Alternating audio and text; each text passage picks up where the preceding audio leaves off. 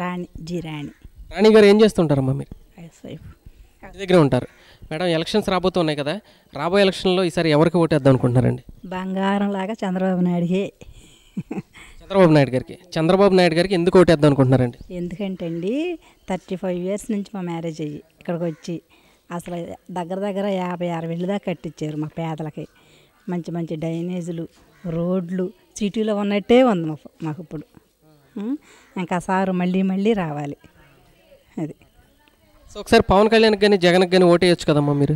పవన్ కళ్యాణ్ పరిస్థితి అంటే మనకు తెలీదు. ఫస్ట్ కదా ఆయన ఎలా చేస్తారో తెలీదు. కానీ కాంగ్రెస్ వచ్చిన కాడి నుంచి మా చిన్నప్పటి నుంచి మా తాత ముత్తాతలు కాంగ్రెసే. కానీ వాళ్ళు చేసింది ఏమీ లేదు. ఇంతకుముందు మేము ఇక్కడ ఉన్నప్పుడు కాడి నుంచి కూడా కాంగ్రెస్ ఉన్నా ఎవరు ఏ ఎమ్మెల్యేలు ఎవరేం చేయలే. ఆయనకు అసలు ఇంతకాలం పుణ్యం చేసుకున్నాం అనిపిస్తుంది. మేము ఏడుపు కూడా అసలు సార్ని తలుచుకుంటే అంత మంచిగా చేస్తున్నారు మా ప్రజలకి, మా దావులూరు వాళ్ళకి. ఎన్నిసార్లు వచ్చారో. ఇక్కడ నుంచున్న ప్లేసు మేము మునిగిపోయేవాళ్ళం వాటర్ వస్తే. మా పిల్లలు ఆడుకుంటే ఒకసారి మునిగిపోయేవాళ్ళు. అలాంటిది ఇలాంటిది కట్టించారు. మరి ఇక్కడ ఇంత మరి తాటి చెట్టు లోతు ఇంత హైట్ చేసి ఇంత మంచిగా చేశారు. మేమే కార్యక్రమం చేసుకున్నా చర్చీలు, ప్రార్థనలు, పెళ్ళిళ్ళు అన్నీ దీంట్లోనే చేసుకుంటున్నాం.